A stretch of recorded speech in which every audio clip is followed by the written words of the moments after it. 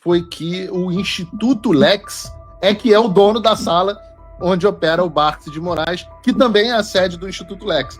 Ou seja, a gente está falando aqui de um criminoso mesmo, a gente está falando de um criminoso ocultando patrimônio através de uma holding fajuta.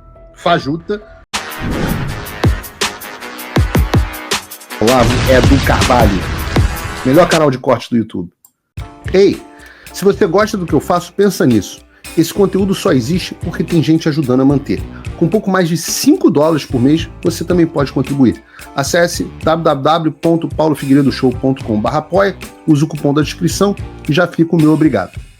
Mas o Paulo Figueiredo chegou, ele está prontíssimo para entrar na hora certa, porque ele é o homem que irá responder a minha dúvida. Bom dia, Paulo Figueiredo, seja bem-vindo ao Fio Diário. Hoje não tem o Marco Antônio, vai ter que te contentar comigo mesmo na apresentação. Bom dia, Paulo. Eu até prefiro.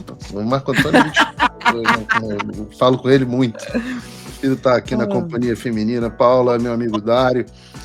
E Adrilles Jorge, olha pra você, ó, que saudade. Desculpa. Vereador Adrilles Jorge. Vereador federal. O canal que está tentando resgatar de volta a democracia, de fora para dentro, né? Então, Paulo, a gente estava aqui comentando as reações após o término do justiçamento do Bolsonaro que ocorreu ontem, né? Aquela farsa rocambolesca. Foi um justiçamento que aconteceu, não foi um julgamento. Nem um julgamento, nem um justiçamento. Não tem justiça na palavra, não tem nada. Não, justiçamento é o que os revolucionários fazem num tribunal de exceção. Não foi nem um justiçamento, foi pior. Foi pior. Aquilo é uma farsa, é um circo. Aquilo foi um reality show na TV Justiça. Ele foi uma reality show. Uma queima de... O Big Brother da TV Justiça. Mas, enfim, ao final daquela farsa, a gente acompanhou diversas autoridades dos Estados Unidos. Eu estava lendo agora a reação do vice-premier na Itália, e o que eu estava comentando é que os próprios ministros não têm noção da magnitude do buraco onde se enterraram. Alexandre de Moraes ainda não sentiu na carne todos os efeitos das sanções. Eu gostaria, Paulo, que você comentasse a respeito disso, como que vai ser a progressão para que a sanção aplicada comece a ter mais efeito, que talvez assim os outros magnânimos ali entendam o que está acontecendo, e também se haverá próximos passos, se tem mais autoridades na Europa se manifestando a respeito de toda essa violação de direitos humanos que estamos presenciando por aqui. É uma ótima pergunta, porque as pessoas pensam muitas vezes que a lei Magnitsky é apertar um botão e tudo acontece. E não é. Né? Você tem a entrada do sancionado na lista do STN, do Alexandre tem pouco... foi, se eu não me engano, no dia 30 de julho. Né? Então estamos aí, tivemos agosto, uns 45 dias, talvez, umas 6 semanas. E, obviamente, essa história de que ele não sentiu os efeitos são absolutamente mentirosos. Claro que ele sentiu os efeitos. Tanto sentiu os efeitos que está, segundo uma reportagem do Metrópolis, que ele limpou as contas bancárias para comprar através do Instituto Lex, que é um instituto de fachada que ele utiliza como holding patrimonial. Ele finge que é um instituto de ensino, mas é uma holding patrimonial. Comprou uma mansão em Brasília com 12 milhões com pagamento à vista. Né? Então, quem que compra um imóvel de 12 milhões com pagamento à vista? Alguém que está precisando tirar, limpar as contas bancárias porque sabe o que estava e o que está por vir. Né? Então você tem o cartão de crédito dele de fato foi cancelado. Os bancos brasileiros na semana passada receberam pela primeira vez uma carta do Tesouro Americano perguntando quais são as medidas que eles estão tomando, principalmente os 5 maiores bancos que operam aqui nos Estados Unidos. E você, obviamente, vai ter o que se chama de enforcement, né? A aplicação dessa lei sendo expandida por diversas áreas. Mas não é uma coisa que demora um mês, não é uma coisa que demora 2 meses, é uma coisa que vai demorar muitos meses. Outro passo que é importante a ser dado, e a minha expectativa é que seja dado muito em breve, é a expansão da sanção para quem efetivamente é o braço financeiro do Alexandre. Né? E nós descobrimos, graças a informações de inteligência que foram repassadas e republicadas pela imprensa tradicional, pelo Metrópolis, pelo Globo, nós descobrimos que o Alexandre de Moraes ocultava o seu patrimônio em uma holding patrimonial chamada Instituto Lex para Assuntos Jurídicos. que é um instituto de fachada, que era para ser utilizado como um instituto de ensino, mas não tem site. Os posts das redes sociais, o último foi em 2017, e a gente está falando de um instituto que foi criado pelo Alexandre de Moraes no início dos anos 2000, com a esposa dele, Viviane Barsi de Moraes, que saiu do instituto. O Alexandre saiu do instituto quando ele foi se aventurar lá na carreira política, como secretário de Justiça, depois ministro da Justiça, depois no Supremo Tribunal Federal. Ele se livrou das suas participações e deixou no nome da Viviane Barsi de Moraes e dos seus 3 filhos, Alexandre Barsi de Moraes, o Alexandre Júnior, vamos chamar assim, a Gabriela de Moraes e a Juliana de Moraes. Então, esses 4 são a estrutura societária que tem o Lex Instituto. E o Lex é dono do apartamento do Alexandre de Moraes nos Jardins, um apartamento de 25, 30 milhões de reais de valor, o apartamento dele de São Paulo. Ele tem agora esse instituto, essa casa, essa mansão em Brasília de 12 milhões de reais, que para Brasília sinal que é uma bela casa, parece que é a casa onde ele está morando agora, não é um apartamento funcional. Há também 2 mansões em Campos do Jordão, há apartamento no Guarujá, há terrenos, etc, etc. Se você for somar aí o patrimônio do Instituto Lex, a gente está falando de alguma coisa, talvez na casa de uma centena de milhão de reais para um sujeito que ganha, sei lá, 40 mil reais por mês. Então, uma vez que foi identificado isso, agora nós precisamos que a sanção recaia também sobre a Viviane Barsi de Moraes, sobre o Instituto Lex e sobre o Alexandre de Moraes e Advogados Associados, Barsi de Moraes, Advogados e Associados. Eu fiz essa confusão no nome porque o escritório que se chamava Alexandre de Moraes e Advogados, quando ele vai para a vida pública, ele cede todas as cotas do seu escritório para a Viviane Barsi de Moraes, que passa a ter 92% das cotas do escritório no momento em que ele faz essa cessão, e passa a pegar causas multimilionárias, inclusive do Banco Master, passa a cobrar milhões e milhões de reais para fazer pareceres, coisas que não aparecem, né, no sistema da justiça como advogado da causa. E, curiosamente, o escritório do Barsi de Moraes Advogado é o mesmo escritório do Alexandre de Moraes Advogados, ele só trocou o letreiro, a decoração continua exatamente a mesma. E ele também... outra coisa que ele também fez foi que o Instituto Lex que é o dono da sala onde opera o Barsi de Moraes, que também é a sede do Instituto Lex. Ou seja, a gente está falando aqui de um criminoso mesmo, a gente está falando de um criminoso ocultando patrimônio através de uma holding fajuta de prestação de cursos. Então, o paladino da justiça da esquerda hoje está desmascarado como um corrupto que não tem condições de justificar. Fala, pessoal! Tá gostando desse vídeo? Não esqueça de deixar o seu like e se inscrever no canal Olavo Edu Carvalho para receber notícias quentíssimas todos os dias. Isso ajuda demais o nosso trabalho e o YouTube irá recomendar para mais pessoas. Não tem como justificar o Patek Philippe que ele usa, o Nautilus que ele usa, relógio. Eu nem sei, porque eu só uso smartwatch baratinho, né? Então eu sou camiseta da Old Navy, que custou $8, e o meu relógio que é um Garmin, porque eu acho que esses relógios caros não medem batimento cardíaco, sono, etc. Não. Então, a gente uma vez que a gente pegue todo esse patrimônio, né, aí... E a partir da notificação de todas as empresas, né, a Apple, por exemplo, a Apple ainda não foi notificada. O Alexandre de Moraes está lá usando o iPhone dele. Ele não pode usar um iPhone, porque para você usar um iPhone, você precisa de uma conta do iCloud. Para você usar uma conta do iCloud, o iCloud é uma empresa americana, não pode ter relações com o Alexandre. Então ele vai ter que ir na Casa e Vídeo, comprar um... Não tem Casa e Vídeo, não sei se tem mais casa. Casa e Vídeo é coisa do Rio de Janeiro. Ele vai na Havan. Acho que a Havan vende celular, não vende celular? A Havan vende. Então ele vai na Havan. Na Magazine Luiza. Não, vamos dar moral para o velho da Havan. Ele compra um Motorola, daqueles que o Bolsonaro gosta de usar, e aí ele faz uma conta fake no Android, no Google, e aí ele pode usar telefone. Né? O WhatsApp não pode ter, porque no momento que a gente descobrir o WhatsApp dele, a Meta vai ser notificada e a Meta tem que desconectar a conta dele. Então, esse é que é o processo.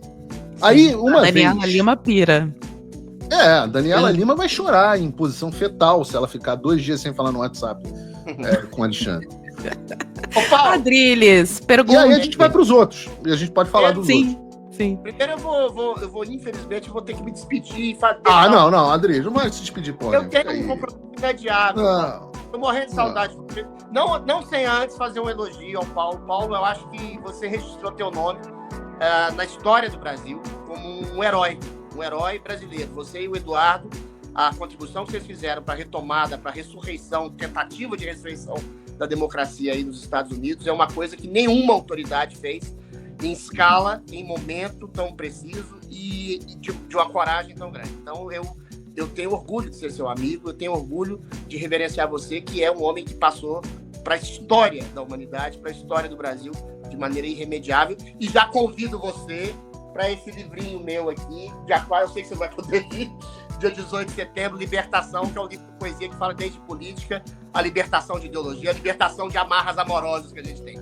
Paulo, a minha pergunta é a que todo mundo quer saber, né? Você que tem uma relação próxima com o Departamento de Estado americano, quais são? Ontem o Donald Trump, a gente comentou isso agora, falou da injustiça absoluta, que não só contra Bolsonaro, como milhares de brasileiros, né? Está acontecendo no golpe, que é dado agora de maneira real, concreta e contínua, o golpe futuro, inclusive, que vai proibir a possível anistia, que o Alexandre de Moraes falou, o golpe que tem sido dado permanentemente pelo Supremo Tribunal Federal. Quais são as sanções possíveis que vão ser colocadas no Brasil e para os ministros golpistas do STF? E qual a estratégia que você pode saber e informar a gente? Que tipo de estratégia? Porque o meu receio, Paulo, é, por exemplo, os caras recebem uma sanção coletiva, o Magnitsky, 8 ministros recebem a sanção Magnitsky. Isso não pode ajudar, inclusive, a fortalecer o sistema, a fechar o sistema, para que eles digam a seguinte coisa: existe uma conspiração global capitaneada pela extrema-direita mundial, pelo Donald Trump, assim como eles fizeram com o Bolsonaro. E é o mesmo discurso do Maduro que justificou o fechamento maior ainda do regime. Quais são as possíveis sanções, segundo aquilo que você pode saber e informar para a gente? E qual a estratégia para que essas sanções surtam realmente um efeito positivo na restauração da democracia no Brasil? Adriles, hoje fui mais ou menos informado do que vem por aí, algumas opiniões foram ouvidas, não sei a integralidade, não sei exatamente a integralidade do que vem, mas tem muita coisa que eu não posso dizer, obviamente, porque se eu disser, há uma quebra aqui de confiança, e tem coisas que têm impacto econômico, inclusive para o Brasil, mexem com o mercado de capitais, etc. Então a gente precisa ser muito cuidadoso no que a gente vai dizer. A preocupação que você levantou é uma preocupação legítima, né? Eu sempre disse que há 2 cenários, né? A gente vai pegar o Alexandre. Se a gente vai pegar o Alexandre indo só no Alexandre é uma coisa. Será que a gente vai ter que... Eu sempre falei, né? Usei aquela metáfora do Batman Cavaleiro das Trevas, de será que a gente vai ter que queimar a floresta inteira para pegar o bandido da Birmânia? E há esse risco. Quando a gente sanciona todo mundo, o sistema se fecha. E uma vez que o sistema se fecha, ele entra numa posição de tudo ou nada e passa a tentar consolidar ao máximo possível o poder. Eu diria que há algumas diferenças importantes entre, por exemplo, o Brasil e a Venezuela. A Venezuela é um país com uma economia pequena, concentrada em um setor que foi para a mão do Estado. Então, a Venezuela não tinha uma oligarquia tão robusta quanto a oligarquia brasileira. O Brasil é a 10ª economia do mundo, 8ª, 9ª, 12ª, como você quiser, mas é uma economia com muitos bilionários em muitos setores. O Brasil é uma potência no agro, o Brasil é uma potência na parte de proteína, o Brasil é uma potência em várias indústrias, etc., etc., que tem um grau de poder e uma capacidade de pressão que a elite venezuelana não tinha, porque uma das primeiras ações do Hugo Chávez, antes do Maduro, foi a nacionalização da PDVSA e de todos os ramos de óleo e gás no país que concentravam boa parte da riqueza venezuelana.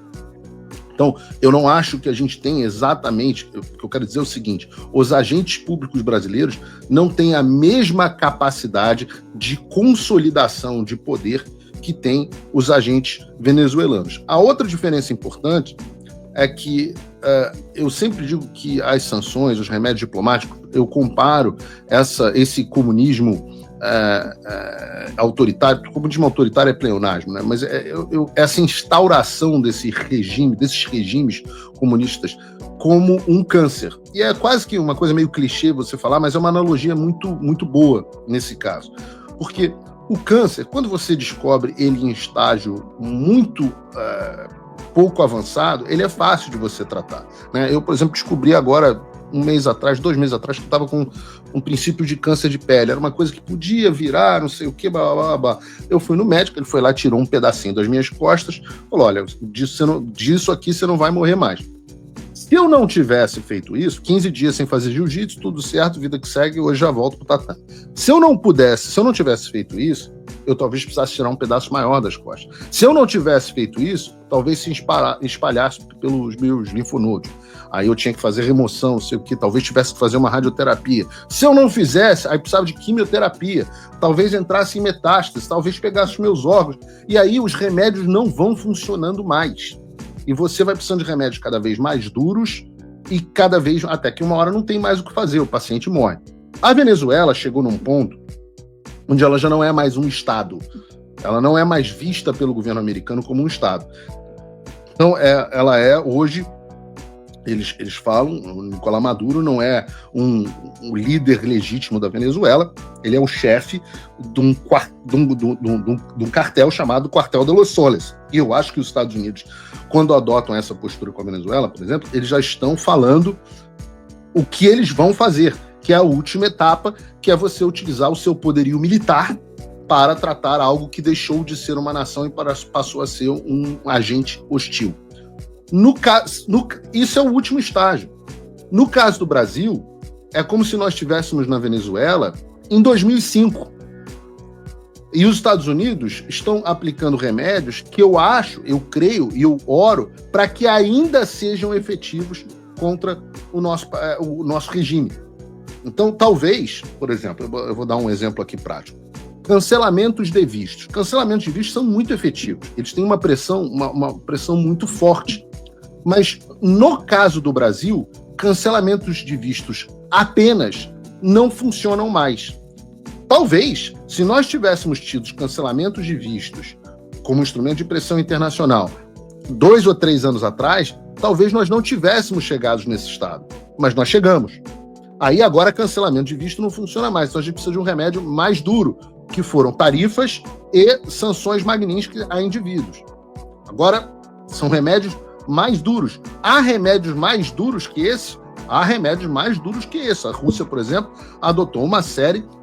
recebeu uma série de sanções que são mais duras do que essa. Você ficar fora do sistema financeiro internacional, você sofrer embargos de determinados produtos, né? Para quem não sabe, aqui embargo é quando os Estados Unidos proíbem outros países de fazerem algum tipo de comércio com o Brasil, e eles têm um poder efetivamente de fazer isso em larga escala. Então, há muitas medidas que ainda podem ser tomadas que são mais duras. O que a gente está tentando fazer, e isso vai responder a sua pergunta, é causar o mínimo de dano possível de forma mais cirúrgica possível para não gerar um caos social e econômico no Brasil desnecessário, digamos assim. Se você, como eu, está dormindo mais tranquilo agora que o Trump voltou à presidência, ótimo. Mas e o Brasil? Nosso país continua no buraco. A volta do Trump nos dá esperança, mas as coisas não vão se resolver sozinhas. Vai ser preciso muito trabalho, meu e seu. E não adianta xingar muito nas redes sociais achando que isso resolve alguma coisa. Não tem salvador da pátria. Não tem um político que vai resolver por você. A responsabilidade é sua. Eu larguei tudo para me dedicar a isso. E você? Como você pode ajudar sem abandonar as suas obrigações? Simples. Apoie quem está na linha de frente. Sem isso, esse trabalho simplesmente não continua. Acesse www.paulofigueiredoshow.com/apoie e com a partir de $5 por mês, garanta que isso siga em frente. Se puder ir além, Torne-se meu patrono Gold e participe do meu grupo privado e ajude a definir as minhas próximas pautas. A diferença entre vencer e perder está na ação. Durma tranquilo, sabendo que você fez a sua parte. Obrigado por assistir o vídeo até o final. Se você já chegou até aqui, confere se já está inscrito no canal e se já deixou aquele like generoso.